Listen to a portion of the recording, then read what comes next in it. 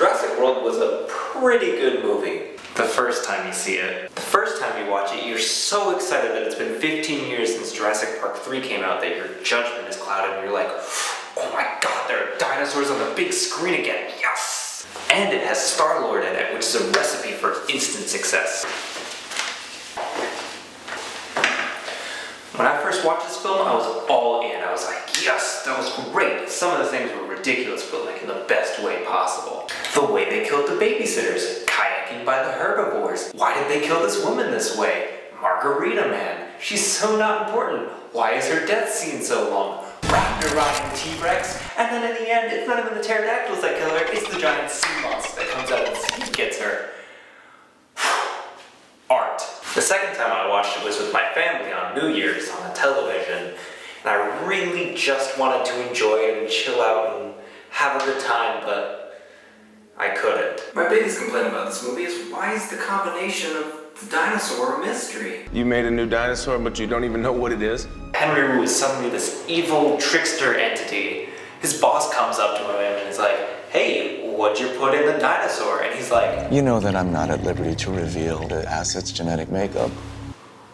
Do something. He's your employee. He has to tell you. He shouldn't be keeping secrets from you. The base genome is a T-Rex. The rest is classified. Cuttlefish genes were added. Tree frogs can modulate their infrared output. That thing's part raptor. Was that so hard? Why does it take 2 hours to find that out? Raptor and a T-Rex. And a bit of cuttlefish. The cuttlefish is what really threw them off. What else would they do? Combining a Carniasaurus with an Allosaurus.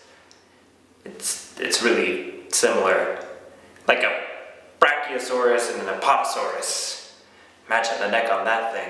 My friend Brian drew this up thinking about all the possibilities that, you know, splicing a dinosaur together could have, like Stegosaurus spine, Triceratops horn, pterodactyl wings, dragon breath. But that's not the shot they took. They just went with smart T-Rex. But I guess that's all they needed. Because a lot of the people in this movie are not that smart. Henry Wu won't tell people what's in the dinosaur when lives are on the line. That's unfortunate.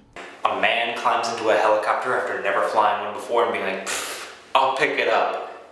And Claire thinks that she can outrun a T-Rex in the Jurassic Park universe, where they clock in at 32 miles per hour top speed.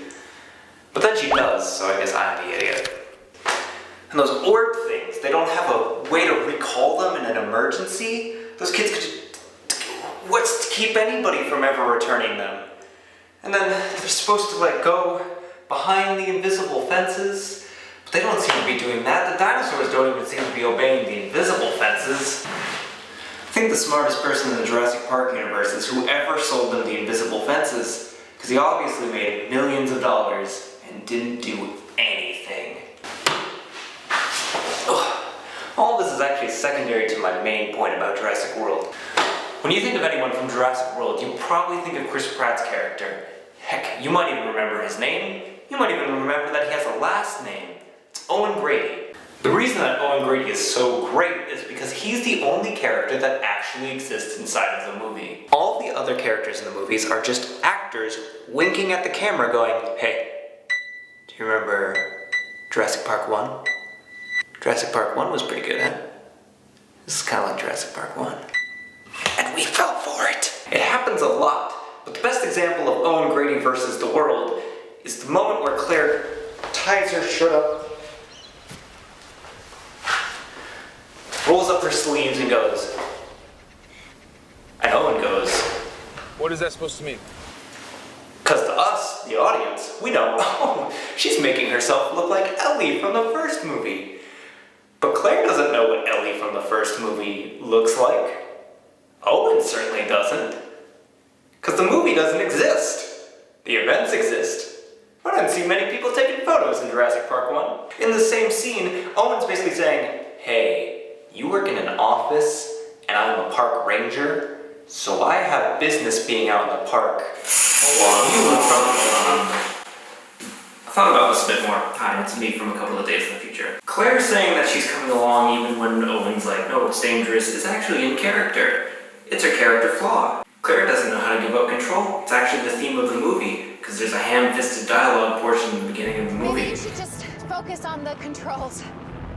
The key to a happy life is to accept you are never actually in control. It's a good thing that by the end of the movie that she learns her lesson so she doesn't try to, I don't know, control a T-Rex to make it fight a super T-Rex. Oh no! If you didn't realize this was the theme, don't worry, because they don't really commit to it. At the beginning it seems like, oh, you can't imagine that you have all this control, and then in the third act, Claire gets the T-Rex to fight the other T-Rex.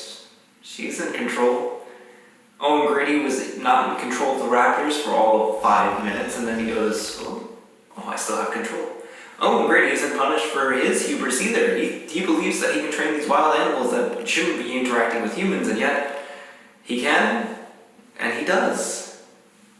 And there's no repercussions for that. There's some in the second movie, but we're not going to talk about that yet. And even through all this, Owen Grady isn't perfect either. He's read the script. You shouldn't come along. Well, I am. Okay. Yeah. Sometimes things need to happen in a script, and they don't really think about how. They just know that they need to happen, so that's where characters who have read the script come up. That's my take. Overall, I give this movie I watched it, so you should watch it once and then never watch it again, out of 5.